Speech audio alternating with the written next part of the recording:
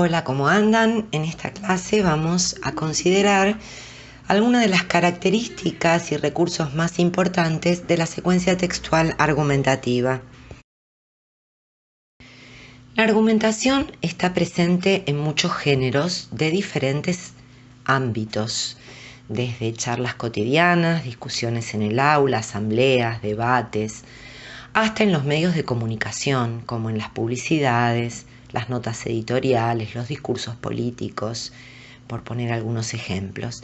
Y también, por supuesto, en los géneros del ámbito académico. En términos generales, la argumentación es una práctica discursiva que tiene como finalidad convencer o persuadir al receptor sobre algún tema problemático. Se trata de intentar, que nuestro destinatario previsto haga o deje de hacer algo, que piense de algún modo o cambie de opinión. Por eso es muy importante que el locutor tenga en cuenta los valores y las ideas de ese destinatario, ya que es muy difícil convencer a alguien de algo si nos ubicamos desde una perspectiva opuesta o muy diferente a la que suponemos que tiene. Por ejemplo, piensen que sería muy difícil convencer a un ateo sobre la existencia de lo sobrenatural usando un discurso religioso, o convencer a un machista sobre ciertos derechos de la mujer con un discurso feminista extremo. Si lo que realmente queremos es convencer, debemos buscar estrategias e ideas que no nos ubiquen en el lado opuesto al del destinatario, sino que en principio se trata de negociar desde ciertas ideas cercanas. Para comprender la naturaleza de la argumentación, podemos empezar oponiéndola a la demostración científica. Mientras la demostración científica se basa sobre evidencias verdaderas, comprobables, el dominio de la argumentación es en cambio lo probable, lo verosímil, palabra que resulta de combinar similar y verdad, es decir, aquello que puede parecer verdadero aunque no lo sea, porque es similar a lo verdadero. Lo verosímil admite contrarios, tiene que ver con las certidumbres que dependen de las ideologías, de los sistemas de ideas que tenemos. A partir de esta distinción esencial, podemos desprender otras, como las que vemos esquematizadas aquí en este cuadro. Mientras la argumentación adquiere valor según el auditorio, los destinatarios previstos, la demostración científica, recuerden, en cambio, tiene valor en sí misma. La argumentación va a depender de un sistema ideológico, de un conjunto de ideas. En cambio, la demostración depende de las evidencias, de lo que se puede comprobar. En la argumentación, las premisas son verosímiles. En cambio, en la demostración, las premisas son verdaderas o falsas. En la argumentación, las conclusiones son siempre discutibles, mientras que en la demostración las conclusiones son demostrables en términos de verdad o falsedad. Según Anne Genot, un docente e investigador que ha trabajado y que tiene diferentes publicaciones sobre el discurso social y la hegemonía de los discursos, lo central en un discurso argumentativo es lo que no se dice, lo que no está explícito, es decir, lo presupuesto. Estos presupuestos se construyen sobre especies de máximas que le dan sentido a los textos, ideas muy generales del tipo lo nuevo es preferible a lo viejo, el progreso es necesario, todos los seres humanos tienen los mismos derechos, la mujer es el sexo débil, etc. En general, cualquiera de estas ideas suele tener su contrario. Por ejemplo, frente a lo nuevo es preferible a lo viejo, podemos proponer lo tradicional es preferible a lo nuevo. O frente a la mujer es el sexo débil, tenemos las mujeres son fuertes. Muchas veces las máximas se concretan en los refranes populares, del tipo todo tiempo pasado fue mejor o no por mucho madrugar se amanece más temprano, entre otros muchísimos que existen. Observemos que los refranes también pueden manifestar ideas opuestas, como por ejemplo, frente a el que dijimos recién, no por mucho madrugar se amanece más temprano, tenemos otro refrán que sostiene al que madruga, Dios lo ayuda.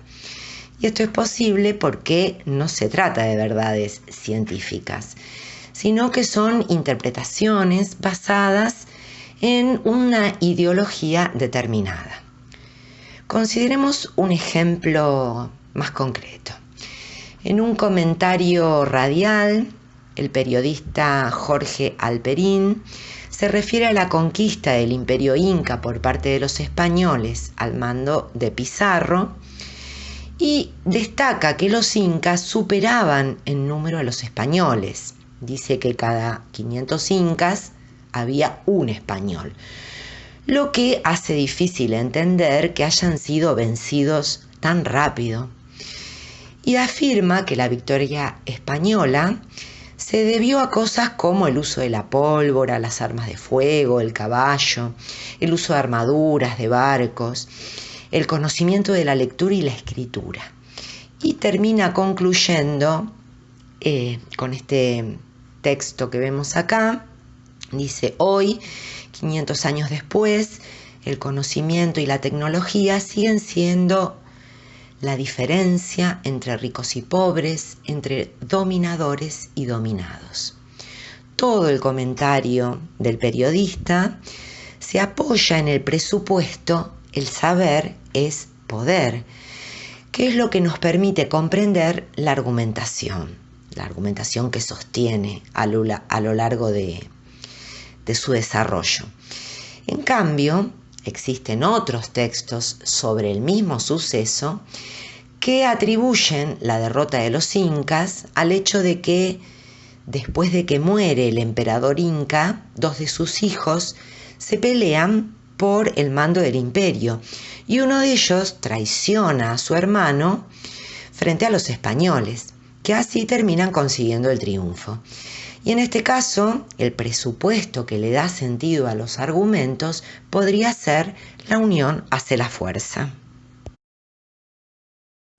Resumiendo lo que vimos hasta acá, las características generales más importantes de un discurso argumentativo serían la búsqueda de persuasión, la importancia del auditorio destinatario previsto, la consideración que tengamos de ese destinatario, la naturaleza verosímil y discutible tanto de los argumentos como de las conclusiones a las que se llega, y la existencia de presupuestos compartidos que permiten otorgarle un significado, un sentido a los textos a partir de una ideología, de un sistema de ideas determinado.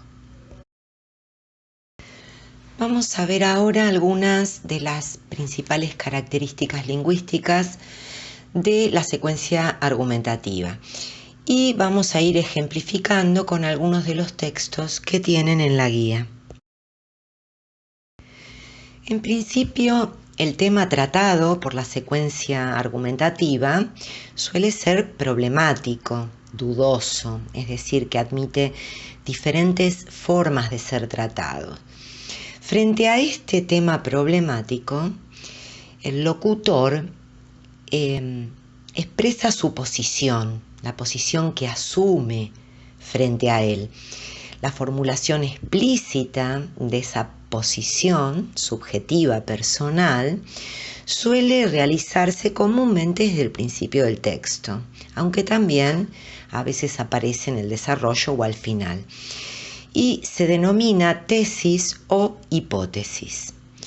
Por ejemplo, en el texto de Mario Bunge, Dominios Modernos, que ustedes tienen en la guía, el tema problemático es la relación que existe entre la ciencia y la tecnología con el desarrollo social, económico y cultural de las naciones. La hipótesis que sostiene el locutor frente a este tema problemático aparece explícita ya desde la primera frase, cuando dice: la ciencia y la técnica se han convertido en los dínamos de la cultura. Y después la retoma más adelante en el segundo párrafo en la cita que se hace del Banco Mundial cuando dice: no hay desarrollo sin ciencia. El uso de la primera persona en singular o en plural es muy frecuente en la secuencia argumentativa, ya que el locutor expresa su punto de vista sobre algún problema. Sin embargo, hay muchos textos argumentativos que toman como eje la tercera persona, como es el caso del texto Dominios Modernos de Mario Bunge. El presente suele ser el tiempo verbal predominante, el eje temporal, porque en la mayoría de los casos los textos argumentativos son comentarios, no son narraciones. Por ejemplo, en Dominios Modernos el eje es claramente el presente, con verbos como los que vemos acá: basta recordar, dan, se condenan, se están reponiendo, etc. Y en torno a ese eje se usan formas del pasado para marcar la anterioridad, como se han convertido, ha cambiado, resolvieron, y formas del futuro para indicar la posterioridad, como lanzará, requerirán, hallará. El uso de expresiones subjetivas que manifiestan la posición que el locutor tiene frente al tema o el problema tratado son muy frecuentes. Por ejemplo, el uso de subjetivemas, ¿no?, de términos subjetivos.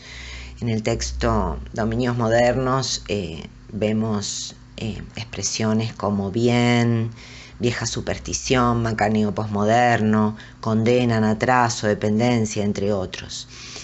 Y también aparecen las modalizaciones, las modalidades de enunciado, a través de ciertos modalizadores que ponen de manifiesto la perspectiva lógica o apreciativa que el locutor tiene sobre el tema. En nuestro texto, el de Bunge, la modalidad lógica está dada por el uso del modo indicativo, que a lo largo de todo el texto evalúa como verdadero y seguro lo que se sostiene. Por ejemplo, este modo indicativo lo vemos en cualquiera de los verbos como basta recordar, todo ello ha cambiado, entre otros. El uso de ciertos conectores con función argumentativa articula las proposiciones, los conceptos en el desarrollo de los textos. Sirven para unir enunciados, asignándole a cada uno de ellos un papel determinado, específico, como argumento. Por ejemplo, algunos de los conectores más característicos son los que vemos acá. En principio, los adversativos, como es el caso de pero o de si no se usa en enunciados negativos, sirven para refutar negando algo. Son dos casos de conectores típicamente argumentativos, ya que en la mayoría de los casos sirven para unir, conectar dos elementos que orientan hacia conclusiones opuestas. Por ejemplo, si alguien dice es tarde, pero la llamo igual, la primera proposición, es tarde, orienta hacia una conclusión respecto de un llamado. Si es tarde, no llamo. Ahora, el pero permite conectar con otra proposición, la llamo igual, que va en un camino opuesto a el concepto que se desprende de es tarde. Los conectores concesivos, como aunque, relacionan una aprobación con una refutación. En el texto de Bunge, por ejemplo, cuando retoma en el segundo párrafo los cambios producidos por la ciencia, afirma: todo ello ha cambiado el modo de pensar y la vida cotidiana, aunque no siempre para bien. Es decir, que concede con la idea de que no todos los cambios son siempre positivos. Los consecutivos, como es el caso de por lo tanto, entonces, por eso, entre otros, introducen una consecuencia en relación con otro enunciado anterior que actúa como causa. Contrariamente, los causales, como porque, que es el causal por excelencia, introducen la causa después de haber enunciado la consecuencia. Comparemos, por ejemplo, si digo se quedó dormido, por eso llegó tarde, o entonces llegó tarde, ese por eso, ese entonces, es un consecutivo que introduce la consecuencia, el efecto, llegar tarde, de la causa, quedarse dormido.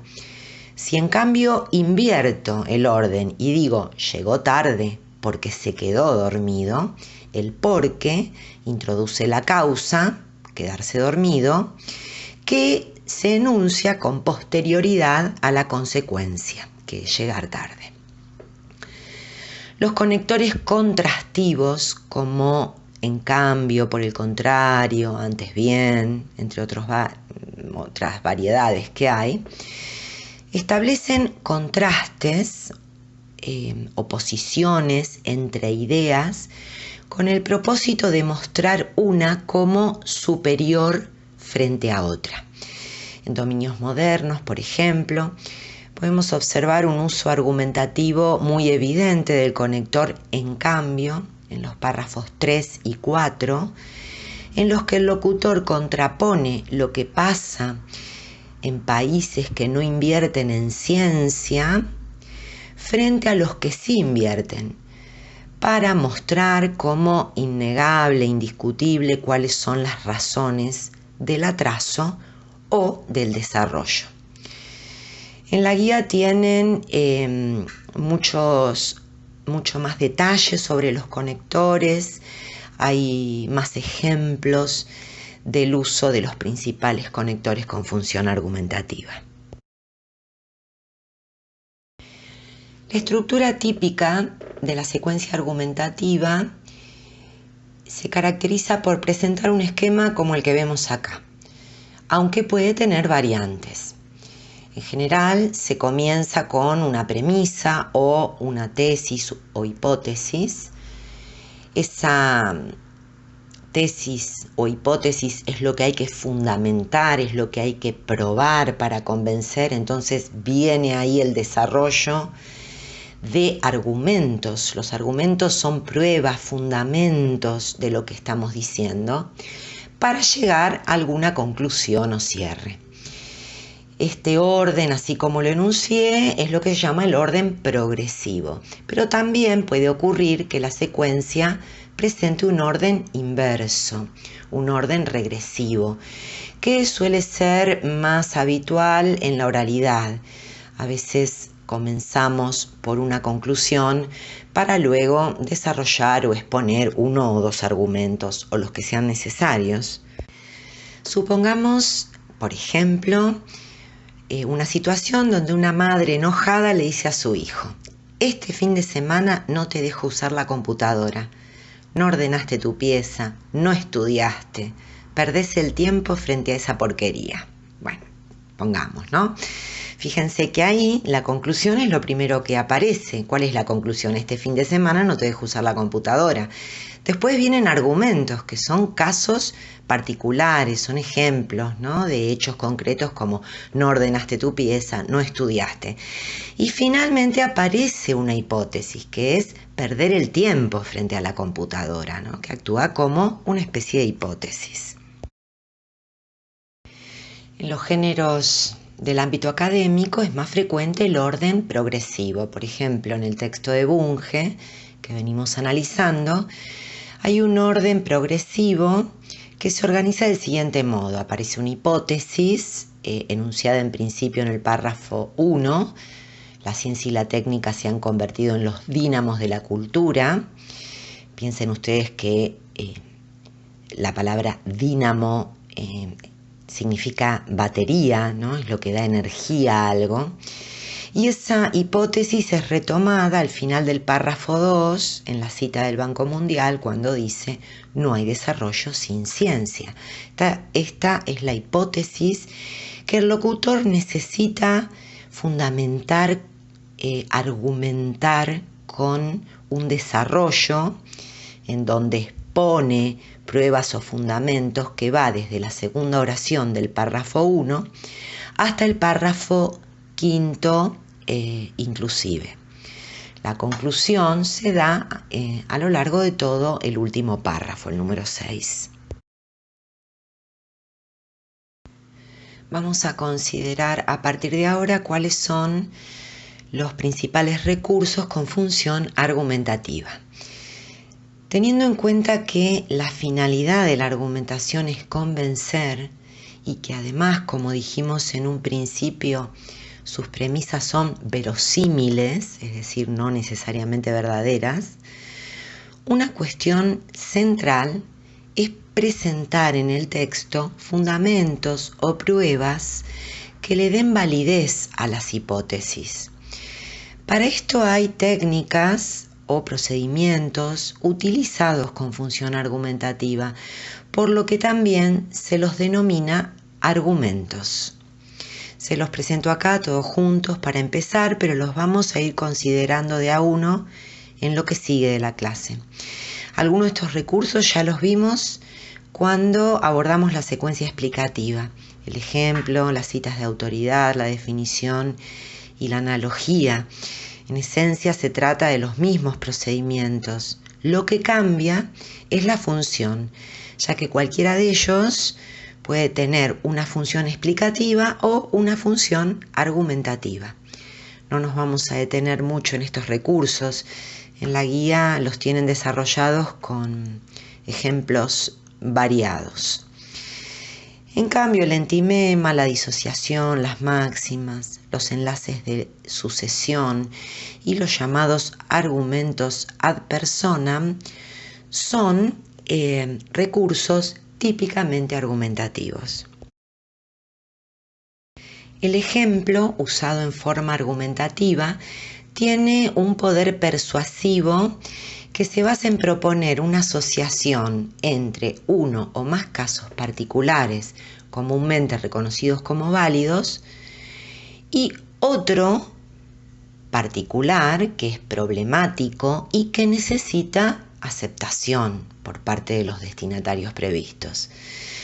Por ejemplo, en una nota de opinión de Moledo sobre la posibilidad de intervenir genéticamente y elegir el sexo de nuestros hijos, con el fin de convencer sobre la legitimidad de esta intervención, el locutor incluye la modificación genética dentro de la misma clase general que podríamos llamar las modificaciones artificiales de lo natural.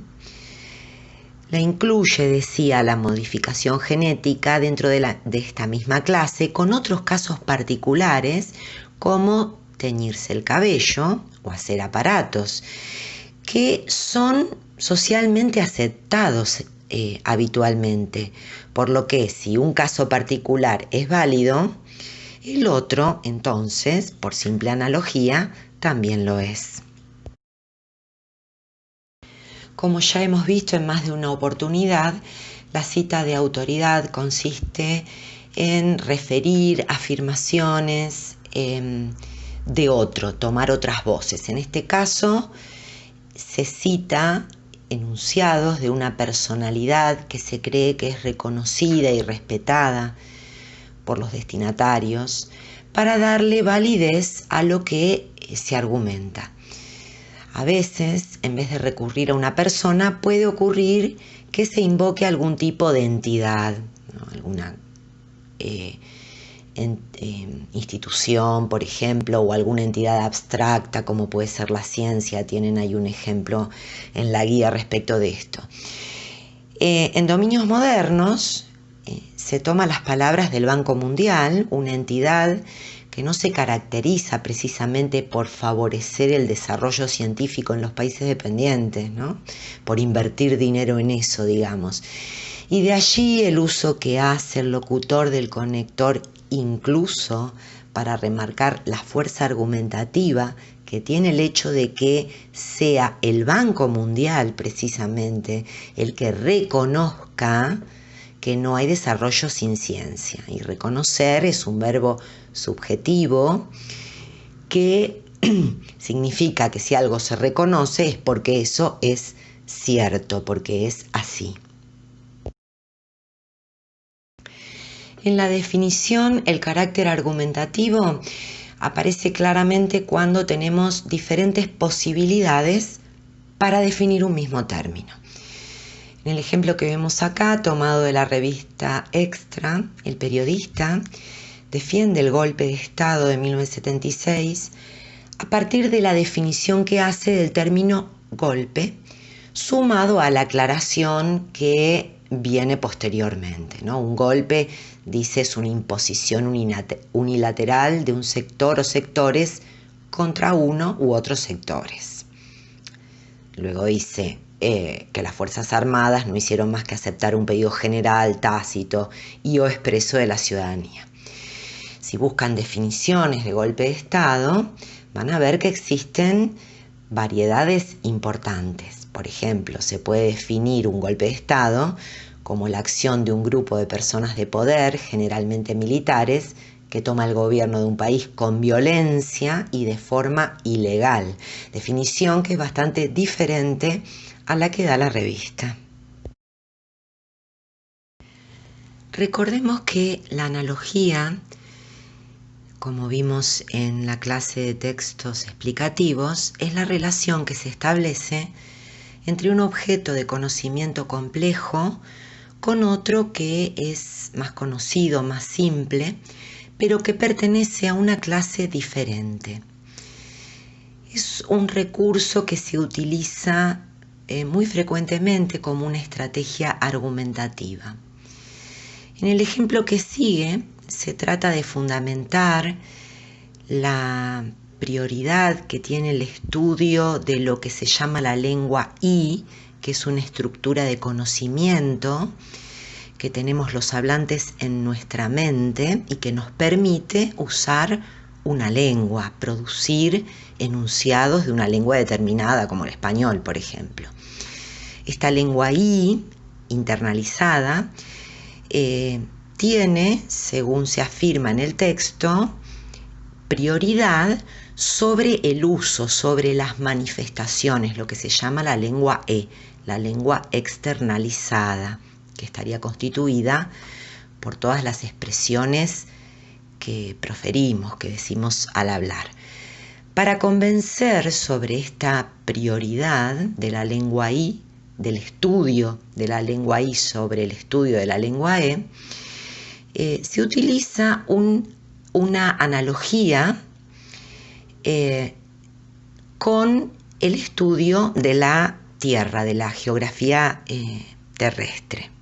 Para eso se parte de la idea de que si aceptamos que cuando estudiamos la superficie y queremos explicar por qué los relieves son de una manera, por qué las costas son así o por qué hay montañas o lo que sea, es necesario recurrir a el estudio de lo que hay debajo de la superficie para entender, por ejemplo, por qué un volcán erupciona o por qué hay un terremoto o un tsunami. Todas esas manifestaciones son epifenómenos, o sea, fenómenos de superficie que resultan de procesos más profundos. Si aceptamos esto en el estudio de la Tierra, también podemos aceptarlo en el estudio de una lengua. Por eso ahí viene la conclusión que en un sentido similar, es posible sostener que la lengua E es un epifenómeno, es decir, que para entenderla, para analizarla, tenemos que estudiar qué es lo que hay en la mente de los hablantes, la lengua I, que le permite producir todas las expresiones que produce. Un entimema es un silogismo trunco, incompleto, es decir, que le falta alguna de sus premisas o la conclusión, y además es verosímil. Por si nunca vieron algo de lógica o filosofía en la escuela, aclaremos en principio que un silogismo es un razonamiento lógico-deductivo compuesto por una premisa mayor, una menor que estaría contenida en la primera y una conclusión deductiva. Uno de los ejemplos más conocidos, más comunes de los manuales escolares es el que vemos acá. Todos los hombres son mortales, premisa mayor, la de mayor alcance. Sócrates es hombre, premisa menor, contenida en la anterior. Conclusión, Sócrates es mortal. Esto, por supuesto, es lógico y verdadero. En los entimemas, en cambio, no solo falta alguna de estas partes o más de una, sino que además cualquiera de esas partes es verosímil, es decir, no es verdadera. Empecemos con un ejemplo muy sencillo de la oralidad. Supongamos que una persona se mandó alguna macana, hizo algo fuera de lugar, dijo algo desubicado, lo que sea, y otra persona a modo de reto le dice, sos grande. Analicemos un poco la lógica de una observación o un reto como ese. Tendríamos una premisa mayor que está presupuesta. Los grandes no hacen cosas fuera de lugar o macanas o lo que sea. Una premisa menor, que es lo único explícito, vos sos grande. Y una conclusión que también está presupuesta. Vos no debes hacer cosas fuera de lugar, macanas, etc. Se trata de un entimema porque está incompleto, falta la premisa mayor y la conclusión que deben presuponerse para poder construir el sentido de ese reto. Pero además es un entimema porque es absolutamente verosímil, ya que de ningún modo es verdadero que las personas grandes no hagan cosas fuera de lugar. Otro ejemplo de entimema, en un género discursivo del ámbito periodístico, una nota de opinión, lo encontramos en este artículo de Moledo que ya hemos citado y que hemos tomado de ejemplo, ¿no?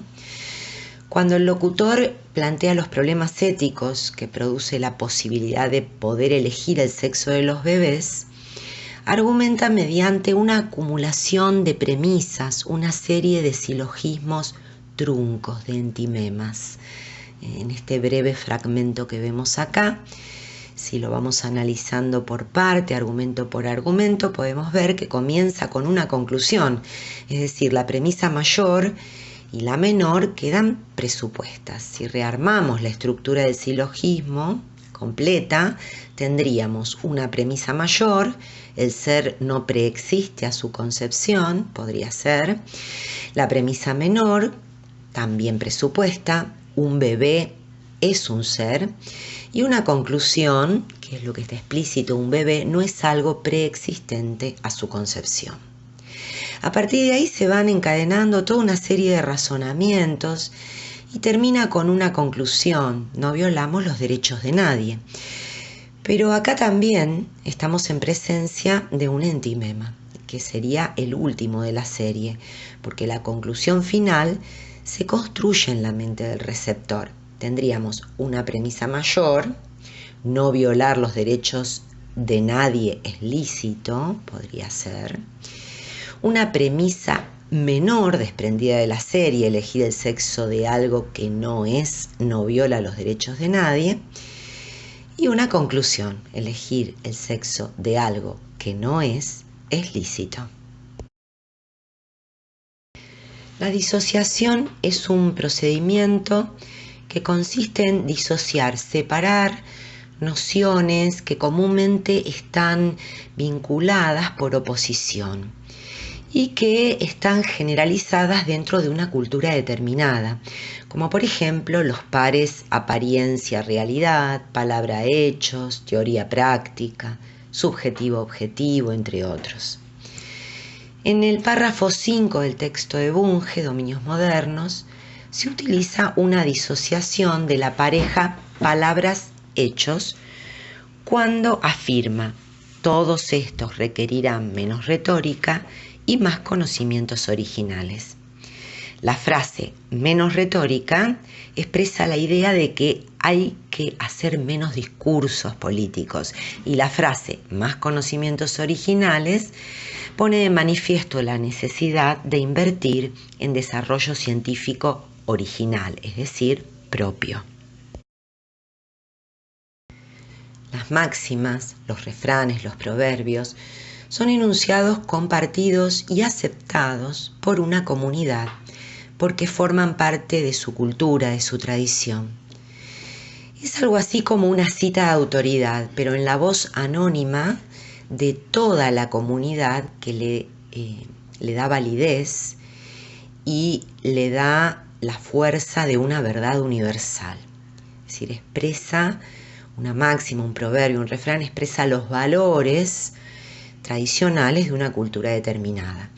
Pueden darse de manera explícita o implícita en los textos, como un presupuesto que es necesario para construir el sentido de los argumentos. Al final del párrafo 5 del texto de Bunge, se utiliza explícitamente un refrán popular para fundamentar la necesidad de apostar al desarrollo científico. Al camarón que se duerme, lo arrastra la correntada. Refrán al que el locutor además le suma luego una aclaración, la que viene cada vez más fuerte, sugiriendo de esta manera que es necesario y urgente empezar a invertir en ciencia.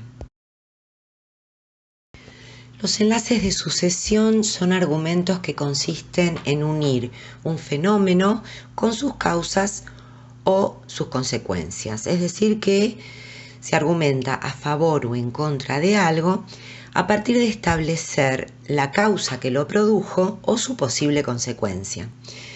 En las conversaciones cotidianas los usamos mucho. Por ejemplo, si queremos convencer a alguien de que haga algo, solemos usar el periodo condicional del tipo: si me acompañas al súper, causa hipotética, te compro un chocolate, consecuencia probable que depende de que se cumpla la condición. En los párrafos 3 y 4 de Dominios Modernos se argumenta estableciendo claramente relaciones de causa y consecuencia. Los países que prefieren, y dice textualmente, la vieja superstición y el macaneo posmoderno, que sería la causa, se condenan a sí mismos al atraso y la dependencia, consecuencia. Mientras que los países que resolvieron duplicar su presupuesto científico en lugar de recortarlo, causa, se están reponiendo rápidamente, consecuencia. Los argumentos ad personam, es decir, hacia la persona, defienden o refutan una idea a partir de destacar o aludir las cualidades o defectos de quien sostiene esa idea y no de la idea misma. Aristóteles, en su libro Retórica, plantea que esta clase de argumentos son los más débiles e inadecuados, ya que en vez de dirigirse a las ideas, se dirige a las personas. Son argumentos también muy frecuentes en la oralidad cotidiana, aunque no dejan de faltar en absoluto en los medios de comunicación. Pensemos, por ejemplo, cuando en una discusión alguien dice cosas como: ¿qué sabés vos de esto si nunca lees nada?, descalificando así a la persona y no la idea misma que puede haber sostenido. Un ejemplo de los medios es el que vemos en el fragmento de un editorial de la revista Para Ti de abril de 1976, en el que se ataca y se descalifica a los políticos, pero no se presenta ningún argumento que refute la idea de que hay que salvar a las instituciones frente a un golpe de Estado.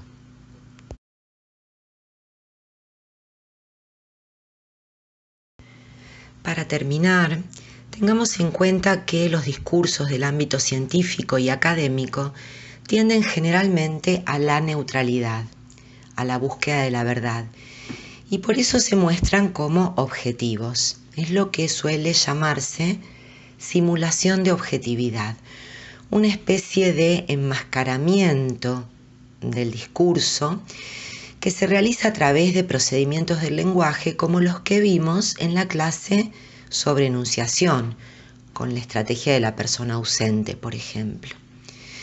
En realidad son muy escasos los textos en los que no exista una dimensión argumentativa. Comúnmente siempre se busca convencer de algo o conseguir adhesión o simplemente que nos crean. Además, como sostiene Vigneault en su trabajo de 1986 sobre la argumentación, un discurso nunca expresa algo en toda su integridad, sino únicamente lo que parece destacado a quien lo pronuncia, y ya por eso, por ser un recorte de la realidad, es subjetivo. A partir de esto es importante destacar finalmente que la noción de argumentación tiene entonces dos sentidos diferentes, como una secuencia textual con una estructura definida, tal como la analizamos en esta clase, o como una práctica discursiva que se caracteriza por tener una perspectiva subjetiva y por su finalidad de convencer o buscar adhesión.